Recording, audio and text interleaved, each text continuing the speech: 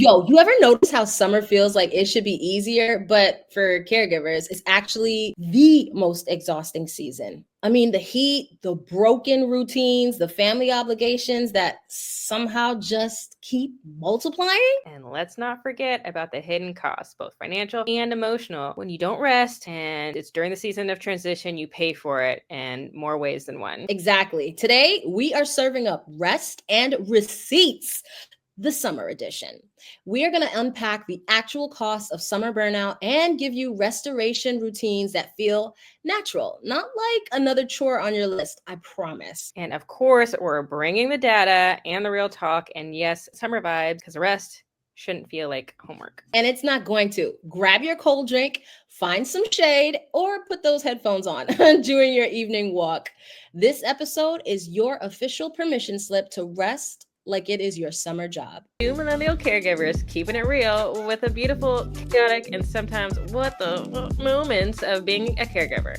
One with data analytics, and the other with creative self-care hacks. Because sometimes you need those hard facts, and sometimes you just need a really good yap. We're here to help caregivers not just survive, but thrive. Whether that means tracking progress with receipts and lists, or mastering the art of sneaking in some respite without guilt. This podcast is for caregivers who want solutions, but also need a space where they feel seen, heard, and low-key entertained. So excited about summer. I'm doing some different things this time. Let me know the tea. Mostly it's just more resting. Like we're talking about this summer, because I have kids, I am used to trying to fill up their schedule with activities so that I don't have to worry about them feeling bored or asking me for things. But I've realized that if I'm going to rest myself, they also need to learn how to slow down and rest. So I am scheduling in times where we are not going to be doing anything, and they can do what they want and I'm going to do what I want. And then we'll obviously still do activities, but it's just going to be scheduled in a way that's just softer. Okay. Dropping mics, a soft schedule. It's giving well prepared. It's giving Here you go. It's giving organized. Okay. Get it. I love it. Do you think that it helps with your anxiety when you have things organized? Like, what will happen if you have a curveball coming through? Like, what are you going to do with this organized, soft schedule? I'm hoping that with the concept of giving us time to rest or to not do anything, that allows space to then deal with whatever those chaotic things are, right? If something happens, a flat tire or whatever, I don't have to worry about, well, I have to make this next, thing. So it's that feeling of, if we're all slowing down, if things happen, it will be okay because there's no rush. So you made room for the curveballs. That's part of the organizing, yes, is making room for the unknown, right? So I like that. Bringing the extra drinks, bringing the extra sunblock, bringing the, I always keep snacks in my car. So, like making sure that's refilled, just in case, because you never know. And then that way we could just be present with whatever the situation is. Exactly. You never know. You know what I love also, that helps with focusing on the things that you can control, because anything can happen, the emergencies, life, but you have a soft schedule that's keeping you organized and has room for those emergencies. That makes you really confident in controlling what you can control. Kudos to you. Thank you. Okay. I see you, caregiver. Updates for sure, because this will be new. So it feels uncomfortable also at the same time trying this new thing. But I understand that doing these transitions are really important. I have a fun statistic from the Caregiver Wellness Institute that research shows that 65% of caregivers who attempt productivity sprints express increased stress levels within 2 weeks. So that means that if we aren't slowing down in the summer, it's going to show up later, especially like in the autumn time. I feel like because the sun is out, because we can go out, we sprint to do all the things. But by doing that, you're not giving yourself enough time to actually enjoy the sun. That makes sense. Yeah, no, that definitely makes sense. And you know what's interesting about that stat? Because we're going to be out in the sun doing all the things, our body needs more things as well, like hydration. So if water isn't your thing, then maybe electrolytes or finding those liquid IV packets, right? to kind of give your body the fuel that it needs, the hydration that it needs. So that would make sense about the whole burning out and the overexhaustion and the stressing. Sometimes our body is communicating different things that we're not aware of. It's like learning another language. If you don't understand that language, then you won't be able to interpret the meaning. When you're feeling hangry, right? You're upset. When you're feeling so drained and exhausted, that is a language. Your body's communicating. It either needs rest or it needs fuel. So I think that's a really good stat. And of course, I have to mention tea. I know you're a big tea fan. Iced teas, all the iced teas. It's such a fun time for me to like do something different with my morning routine. Changing from hot coffee to iced coffee, doing, iced teas and different types of infusions with fruit, like all that kind of stuff makes it fun. And then also you're getting your hydration. So it's like, oh my God, yes, fun. You know what I love to do in the summer? I love to get the blueberries or cut up my strawberries into little, like dice them up and put them in my ice tray. And then, obviously put the water in there and put that into the freezer. So then when I'm having my water, it's all cute. See? And tasted. Right? Yes. And maybe even add like some fresh mint. I mean, get into it. There's so many. I get caught up in Pinterest. Like if you go to Pinterest and you just put in like summer water drinks or water drinks for summer, all the things that you can find, it's a delight for my eyes and my mouth. Like I love it. Yes. Yeah, the visual and the taste, and it feels special. It feels unique. It feels the vibe of relaxation and enjoying the moment. So it does feel special. Sometimes I think that's why we need those reminders. It's great to hear other people tell you like, I'm grateful for all that you do. Thank you for your service. But it's also nice when you can reaffirm yourself in the ways that make you feel special, like the infused water, like the lemonade and switching up the tea. Oh my God, it just feels good. Or even going to like the Dollar Tree and getting one of those fancy tumblers. I mean, it could be considered fancy, your opinion, but sometimes if you get it in a specific color, yes, it's giving fancy. And that's something that can make you feel special. And I like doing things like that. That helps me.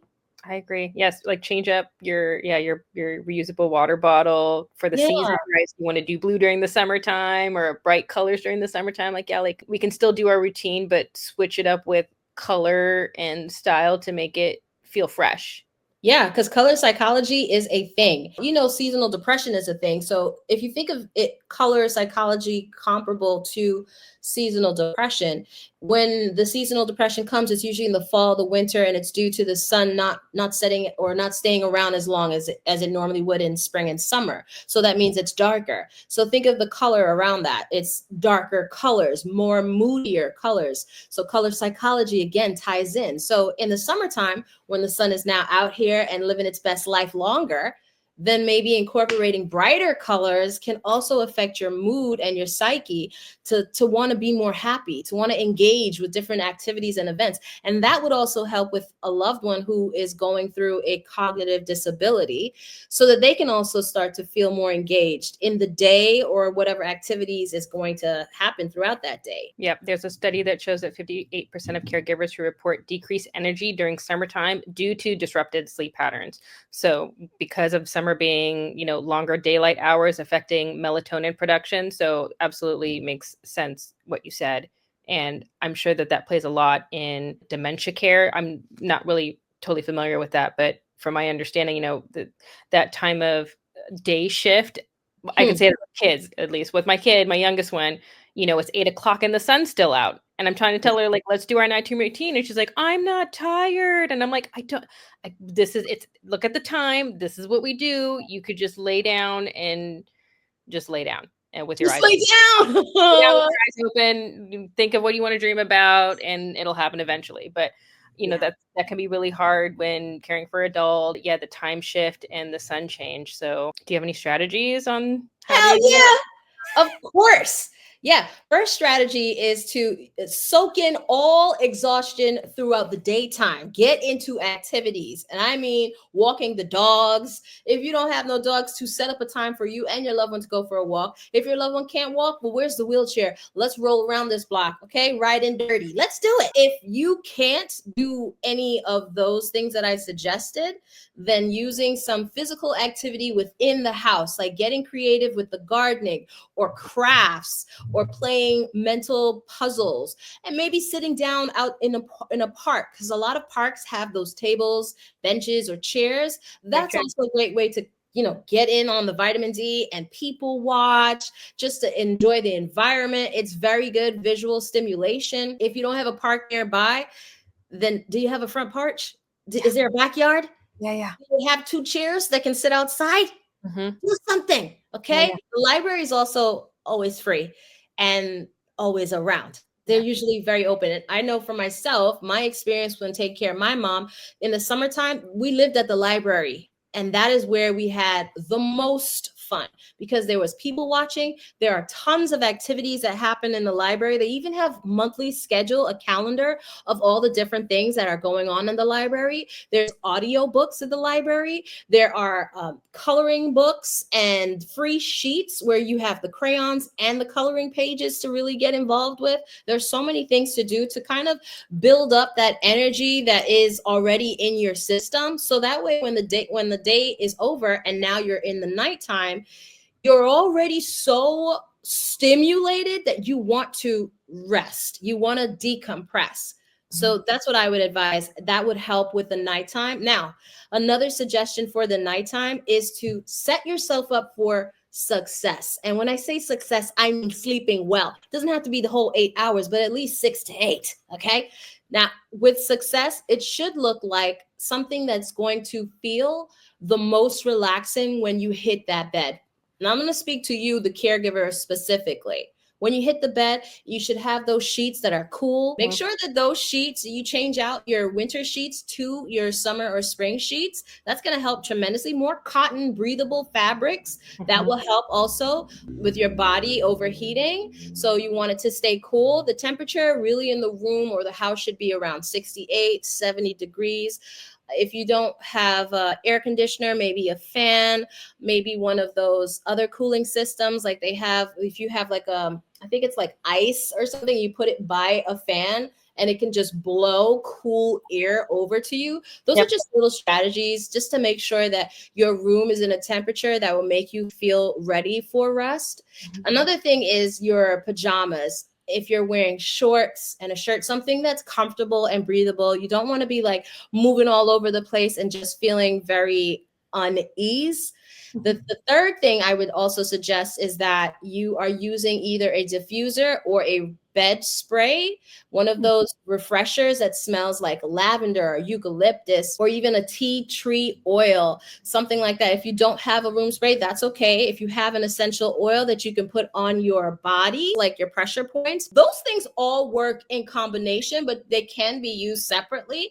And that can kind of get you ready for sleeping. Another last thing would be to make sure that you are off of your phone as much as possible.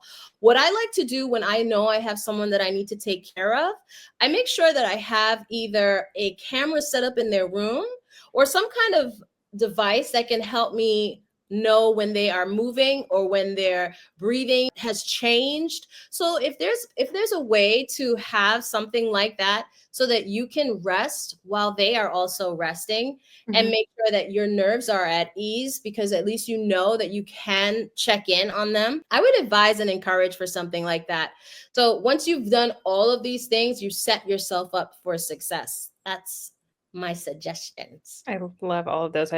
Especially your attention to detail on the caregiver's room and the bed. Like you were saying, the sheet change. I mean, it's one of those things where I guess I'm so used to doing that, but I forget the importance of changing that. Like I took away all my flannel stuff. I'm changing the bed for the summer, and that's what you have to do to, obviously get good rest. So that makes sense that we take some time to make sure that our spaces are set up for ourselves to get the best rest that we can. It's a good way to take care of yourself. Even your curtains need to be changed. In the wintertime, you usually have up those really darker or heavier fabric over your windows. When the season starts to get warmer, it's nice to just change it out. Maybe put on some sheer curtains, or if sheer isn't your thing, you could have those double rods that you could have sheer on the inside and then another curtain on the outside. Cotton preferably, or linen. It's breathable, it's light enough to let the air in. If you still want to have the blackout curtains, that's okay too. They make it in fabric that is still, again, very breathable. So I would suggest that as well. You want your room to feel like your sanctuary, and in order to be in a sanctuary, you want to feel comfortable, you want to enjoy that space. So those are great ways to do it, in my opinion. Yeah, I definitely need to make some changes with some of those ideas. And for me, I've also been keeping just my blinds open more. I don't really close them all the way anymore at night, because I kind of want my body to go with the cycle right now of summer and waking up. And since the sun is sunning right now, I want to be able to take advantage of that and not rely so much on my alarm, although it's always on. I want to see if my body can adjust to that. And so far, so good. And it feels better than the alarm. That's giving a micro win. That's a micro win right there. And speaking of micro wins, now you got me curious.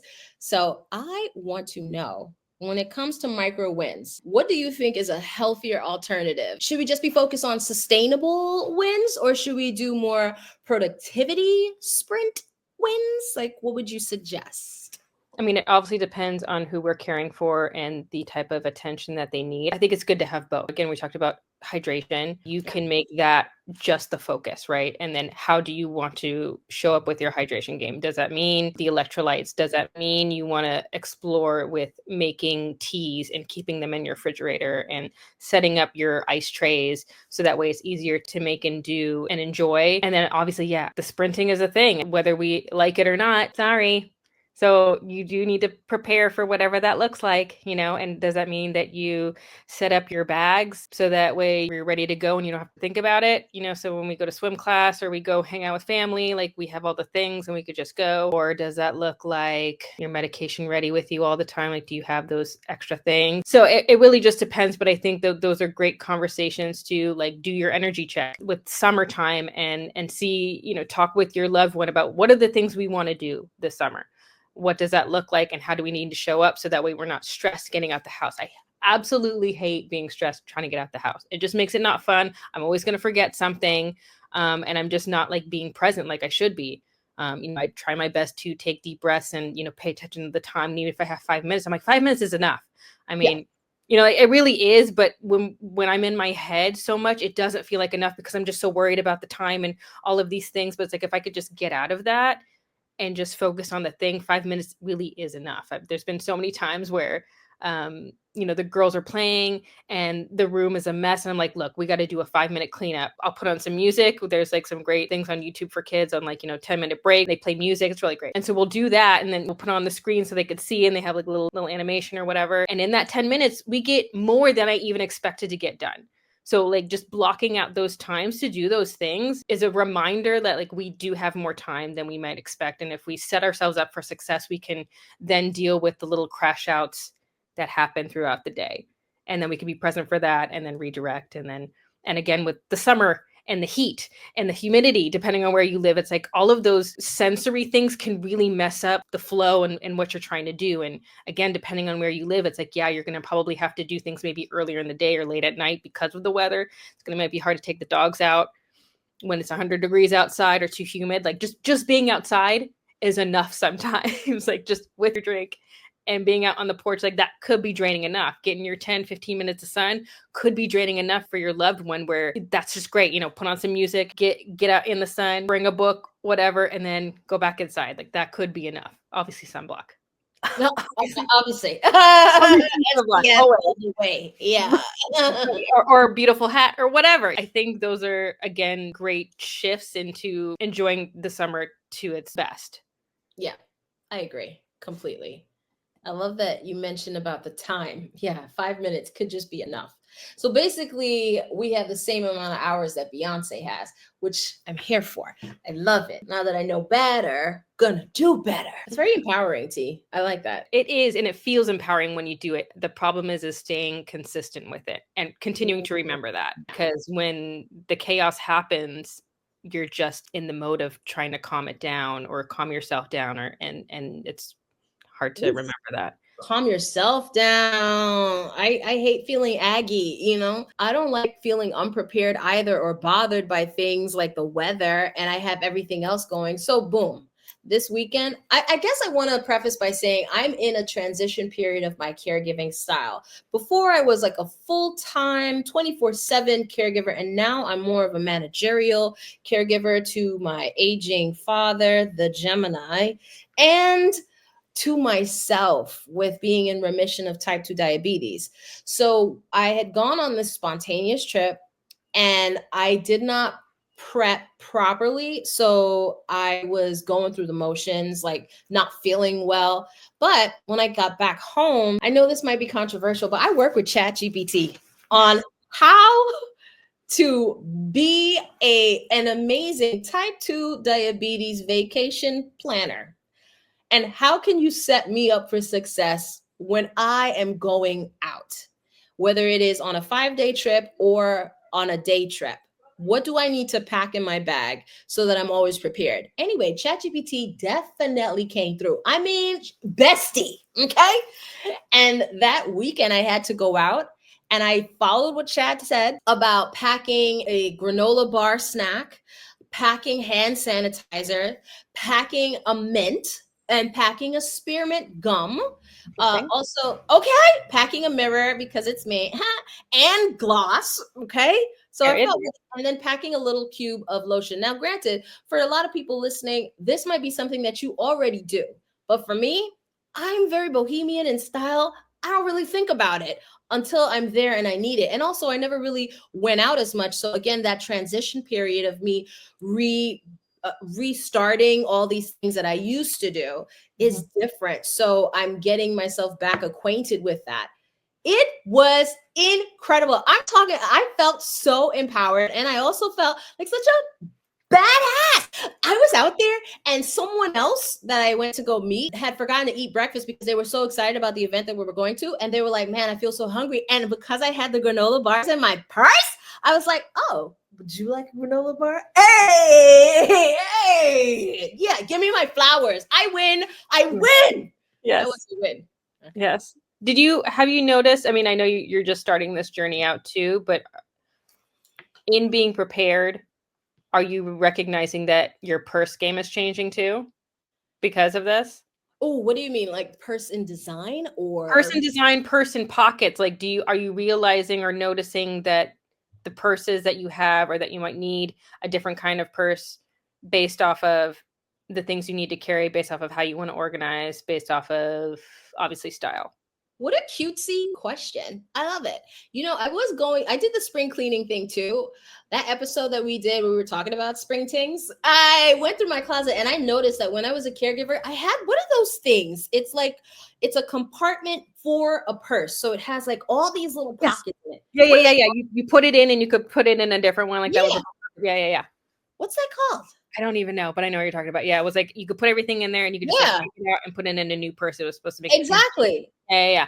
I used to use that all the time with my mom because I had everything in a compartment for her. And now that it's just me, I haven't used that in so long. So I found it the other day in my closet and I realized that would have helped in my purse game when I traveled, to have all those compartments, because then everything, you should have seen, my bag was scattered about. Everything was everywhere. I had to look for the headphones underneath my laptop. What's going on? A total mess. Yeah. So that is something I need to just start incorporating more of, just the things that I used to do with my mom. There's a way that I can still do it with myself.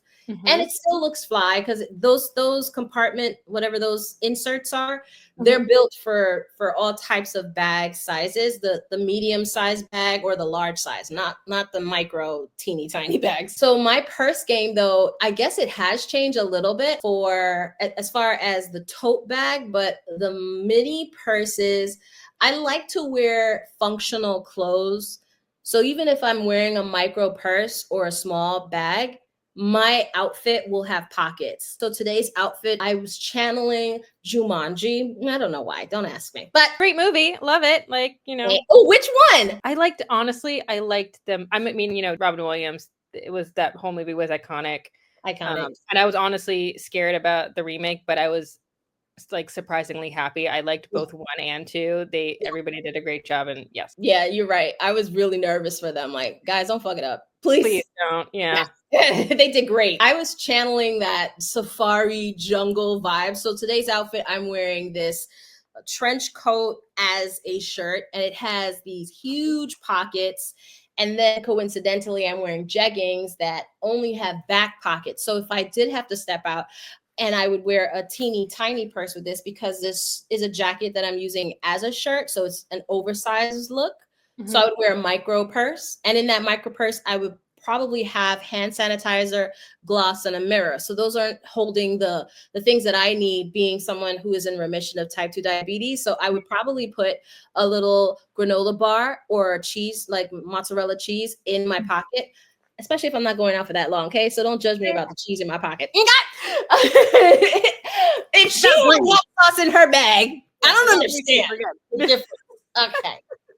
Anyway, but that's what I would do. I try to make sure that whatever I'm doing, I'm able to flex in a way that's going to make me feel comfortable and still set up for whatever it is that I need. Because I hate having to ask for things, and I hate having to feel so unprepared and disoriented. So that helps me in whatever I'm doing, and I need to like step outside with a purse still looking cute. That's kind of like where I set myself up. Yeah, no, I love Does that that. make sense? Absolutely. And I mean, as you were talking, it just makes me like remember PTSD, like all the times where I wasn't prepared, and how that made me feel, and how like when you forgot something at home, or you're going to need something, then just the confidence goes down, and then you're out and about around other people, and you're just not showing up like you want to, and you're not enjoying the experience, whatever it is. And yeah, set yourself up for success so that you can enjoy the time. And yes, it's okay to ask for help. And if somebody's got some extra cheese, you can ask for it. But also you could just, if you happen to bring it, that's fine. Make sure you bring some extra cash or whatever, so you can go to the store real quick and then, treat yourself. Also, like, that's a thing that could be part of the plan, is I'm treating myself while I'm going out. I'm going to get my drink or get the thing while I'm out, or, whatever it is. But I love those ideas of resting with intention. That is productive. For those who feel like they have to always be productive all the time, getting your vitamin D and getting into the sun is productive. Resting is productive. And so we should be highlighting that this summer. Yeah, rest is absolutely productive. And there's so many great ways, like you pointed out, to just be intentional with the rest. I think that is also a great mindset to keep in mind, that we can still be intentional and rest. You know what's a good intentional resting activity that I do is I play Sudoku on my phone, but I also have the book version. So I'm actually resting my eyes, but engaging my mind, my brain. And I love that for rest. And it does feel kind of cool. I would even venture to say a little sexy. Okay. Because I get my tea or my infused water, and I get to looking for those numbers. All right. Yeah. I know. Like, thank you for that reminder. I haven't done that in such a long time, and it's fun. I really do enjoy those. It's fun, and it's a great way to channel your inner child. Like, enjoy your life. What would make you enjoy your? Is it knitting, crocheting? Like, what I keep saying I want to do it. I haven't actually done it yet. I think I said that in spring. Like, yeah, I'm gonna crochet. I still haven't even started yet. I feel like, to me, crocheting's more fun when I'm watching TV than it is when I'm out in the sun. Like, that's to me, that's more I think almost like a winter, or like I said, just like a nighttime chill type thing. I don't want to be having fabric all over my body or making a blanket in the summertime. You know what I mean? Like, that's a not fabric over your body. You do that anyway, just so you know. Okay. Yeah. I'm wearing it. I swear I'm wearing jeans today. But like I say, I don't want to wear like a big old blanket. Yeah, I get you. With all that yarn or whatever the fabric is that you're using. Yes, yarn. Just yarn. Spools of skein of yarn. Sure. Just want to make sure. Okay. All right. Sometimes I get confused with the knitting and the crocheting. I would love to learn how to crochet. I think that's a really cool activity. I think I would be able to crochet if my loved one was in an activity that didn't require me to constantly pay attention to them. Just know that they are okay, and then I can just sit and chill, reset my nervous system as I work on this quilt. When you're learning something new, yeah, you definitely need to have your full attention on it. But once Totally. you have the knots down, the whatever the pattern is, then yeah, then that's when you can watch TV. That's when you can have conversations, or do all the other things without feeling like you need to fully focus on it. Which in my case, I do want to learn how to make granny squares, so that requires me to. What's a granny square? Like the little like crochet Any coaster? Yeah, you can. Well, yeah, when you're done, they make little squares and little patterns. So, like the ones that have like hearts. Then you make all the squares, and then you put them together to either make a blanket, or you can make a sweatshirt, or you can make a What? cardigan, or whatever. There's many things. So I'm trying to figure out. I'm not allowed to make any more blankets. We have too many blankets in the house, so I'm not allowed to make blankets. So I have to figure out how to make like a sweatshirt or sweater or something. So what are the size of these blankets? Would you say they're like throw blankets, or are they like full on bedspread covers? Full on bedspread, even like usually they turn out to be like twin size for the most part. So they could be like nap blankets if you wanted it to be. I learned how to crochet from my grandmother, and so we still have a lot of her blankets, which I'm very thankful for. Everybody in the family, we have a pretty big. Everybody's got one, and now my kids have one. Like that's how many. So like, that's such a cool tradition. So we can't. So I can't now. We got too many blankets. We don't need any more blankets. So yeah, I got to figure out something else. Yeah, I got to step up my game. No scarves, no blankets. Step up your game, ma. Yeah. Wow, that's cute. I love it. So I think I need to find a different summer thing. But I like the Sudoku thing. That will be easy. I think you could even find some of those books at the Dollar Tree too. They're absolutely at the Dollar Tree. Mm-hmm. Or you can do it on apps if that's your thing. If you don't want, a paperback or something. But yeah, I like it. I like it on the apps too. You're right. I think sometimes though, and just personal opinion, because I'm always on my phone or on the screen, I like having a vacation for my eyes. It needs a break. Yeah. It feels very heavy and just tired. I agree. So with the book, it really helps me. And also, I think it's a very human moment to just connect back to the origin story of you as a person working with a pencil and a pen on paper. There's something heroic about it, I would say, in such a generation as we are living, which is the tech generation. I kind of find it to be a bit refilling, a very restorative activity. It's harder to scroll on a book. You know what I mean? Like you have to turn pages. It's so hard to scroll. Like you can't, it makes you have to intentionally focus on the thing. And even if you don't want to do it, that still requires you to close the book, put the pencil away, and then go to your phone or, go do whatever the thing is. Like a slower process. And I think that there's something to, again, like we're talking about with summer, just being a little bit slower. Intention, and giving that space to transition in a way that isn't draining. Because again, there's more energy, there's more sun, the energy's there. Yeah, doesn't really have to burn ourselves out having to do it in the sun. Yeah, I like that, and that's a good nighttime activity too. I agree. Definitely winds down the brain sometimes. Although sometimes I get excited about the Sudoku, so I'm like, oh yes, oh yeah. If I'm like killing it, I'm like, yeah, let's do another one. Oh my god, when I'm killing it, I'll be like, because I'm a fucking genius. Come on, man. It's the best of that. And then I get to like the hard page, like I gotta take a break. Right. Damn, man. I can't. I just need to win. Come on. And I could throw it, right? This is a book. Shit. Why are you? Who's gonna pick that up? Oh, me, obviously. I'm not doing it.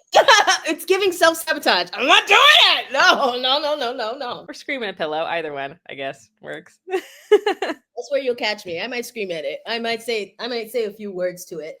Right. Every time I see a TV show or a movie and the main character gets so angry. I was watching Cool World the other day. You remember that movie? Mm-hmm. With Brad Pitt? Yep. And he got so mad. And he starts kicking the chair down and throwing the papers all over the room. And all I could think of to myself is, and who's supposed to pick that up? Who's supposed to pick that up, Brad? Huh? You same one will. Okay, you're gonna do it. Yep. That's such a caregiver. Right. Who gonna clean that? Right, yeah. We won't see that part. We're not gonna see that part in the movie. It's gonna switch to something else because apparently it wasn't important enough to know who cleaned that up. I was so triggered. I was ready to write a letter. Like, who the fuck? That's not right. That's not nice. Don't do that. Okay? Don't do that. So I hope all the caregivers in this episode share some of their ideas, their tips on how they're living their best summer this year. Hopefully everybody's resting. Hopefully people have got some new sunglasses. I mean, yeah, great time to get some new sunglasses. Show up in some new frames. I'm gonna kick it with the bohemian style, the round glasses, but I want them oversized because I got a big face. So that's what I'm gonna do. What about you? I like a cat eye. I'm still into my cat eye phase, but I do Oh, love that's the pretty on you. Yeah, I like cat eye. It's fun. I love it. I don't know if it's in, but I like it. You know what? You are the trendsetter. You say if it's in or if it's not. And honestly, there's nothing new under the sun. Everything gets repeated as long as humans are alive. Every style is going to get repeated. It's the way you style it, though, that makes it look new, right? Very true. Very true. Yes, accessories. Definitely. Better purses, better sunglasses, or just, transitioning, rotating. Water bottles, right? Those collapsible water bottles. That's going to be. Yes. You like them? I do. Well, especially the kids. The kids love them too. They have like the kids versions of those that are a little bit smaller. They're not, bigger ounces of water. So yeah, those are fun for kids too because they get to play with it. I love that. Water. So yeah. And I learned that from Chat GPT. I was going to just bring my 64 ounce. I was like, I'll just pack that because my body was so dehydrated on that trip. Yeah. And then Chat was like, oh yeah, well, you could just use collapsible water bottles. I had no idea. I knew there were collapsible dog bowls. And that's where my mind was at. This is my transition period. My mind was always about who I'm taking care of and what they need. But now that I'm in this transition of, wait, what do I need? Maybe I need to have a collapsible situation for myself. Yeah. This is a very revolutionary time, okay? But if this episode helped you breathe a little bit easier in the heat, leave us a review. Help us spread this rest revolution. And if you even love our summer sanity tips, then rate and review us. It takes less time than applying sunscreen. You know it does. Come on. But do both. But do both.